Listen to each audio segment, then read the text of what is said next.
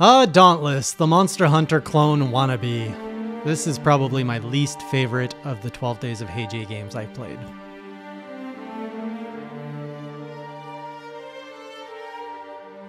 Hey Jay Review. One of the things I love the most about the 12 Days of Hey Jay and having you all recommend 12 games for me to play is the fact that a lot of these games I knew very little about. And Dauntless was one of those that I had heard the name, I was vaguely familiar with it, but I had no idea what it was. I didn't even realize it was a Monster Hunter clone until I started looking into it. And I was really curious about it. Once I saw it that it was a free-to-play game that is trying to emulate some of the core concepts of Monster Hunter, because that, competition is good. And it's always interesting to see someone else's take on a genre. And a game like Monster Hunter that has offered so much to me in the last year, I was curious to see how someone new coming into it would tackle it, especially with the free-to-play model. And there's so many things here to discuss, but why don't I like it? Let's talk about that first of all. I mean, my first impression of the game was plagued with technical issues, first of all. It took me a good 20 minutes to get the game running. So on PC, it is exclusive to the Epic Games Store.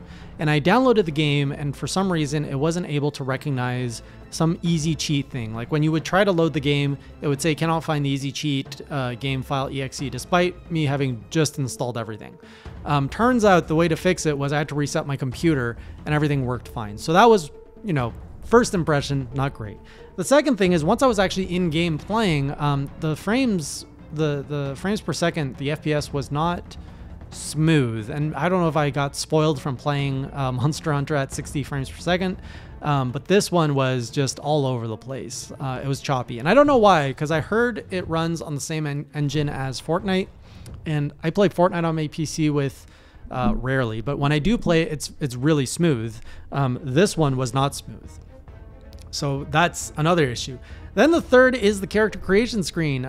Going into the game, also I have to say though, the music is good. Like title screen music, everything was really pulling me in with the music, but character creation felt so limited, and like you could do so many details around like your nose, but everything else just felt limited. It was a weird, it's like someone had a really big obsession with noses and wanted you to have the ultimate customization of noses, but nothing else. Then the game has a lot of good ideas and the execution is not so well done. And the way that I recommend this, so people said, oh, is it a good game? Would you recommend it to people? And I have to say, if you have friends, it's a great game because it's crossplay. Your friends can play with you wherever they are, whether they're playing on like Xbox, Switch, PlayStation, or PC. That is one of the things I like commend it for. Crossplay, fantastic. Imagine playing Monster Hunter Rise on PC and Switch. Like, it's a dream for us. It's stupid. The other thing is the fact that it's free. So if you're looking for a new game with your friends, everybody can get it. It's free. And it's a fun game to play with friends.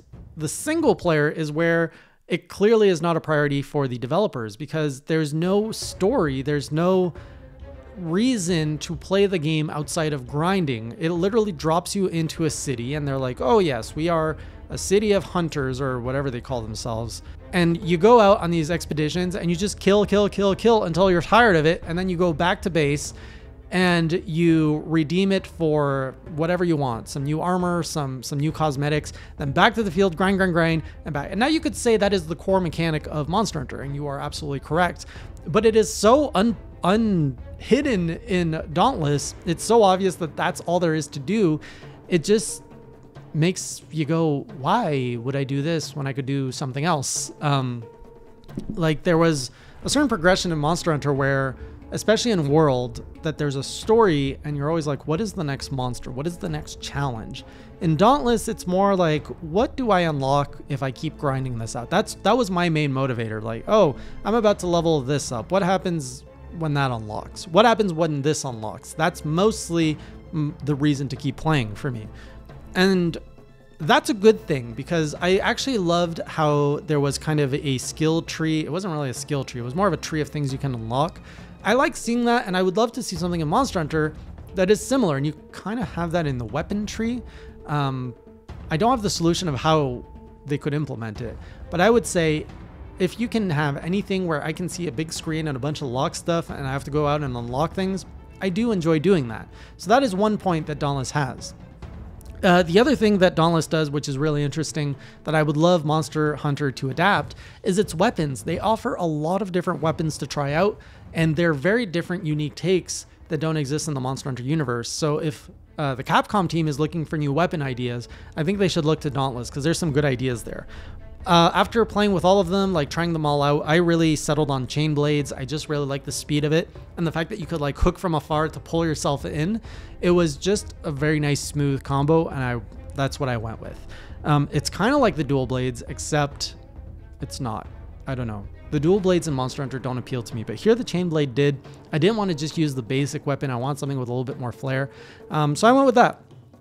Oh, I like what sold me on is the fact that you can like hold the chains and just like start like whoosh, whoosh, whoosh, whoosh, and you got the blades like just going around like helicopters, and then you're just doing like insane damage. That's what I enjoyed doing, and that's why I went with that.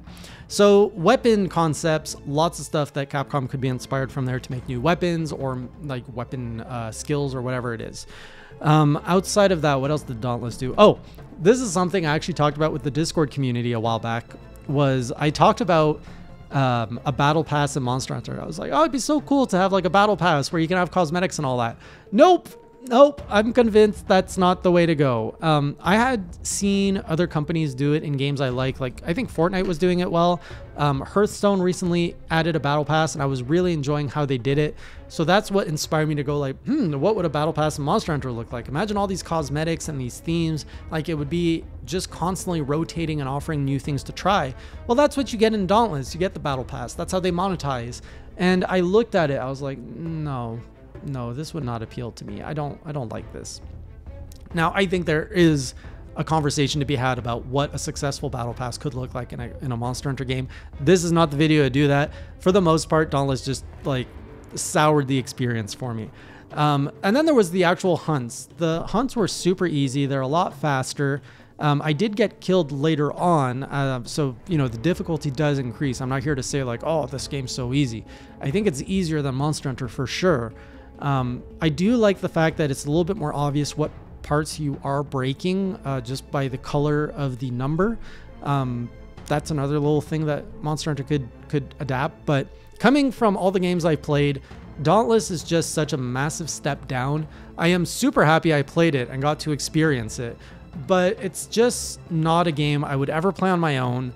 And if I'm going to play with all of you, I'd rather honestly play Monster Hunter than play Dauntless. Dauntless is a very niche, unique thing of play it when you have spare time, friends across multiple consoles, and friends across multiple budget levels.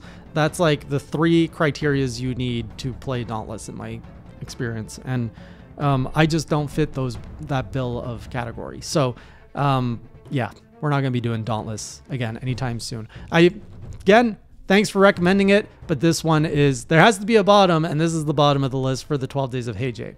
I'll see you on the next video or the next stream, and until next time, keep it classy. Do do do do do do do do do do do do do do do do do. Subscribe.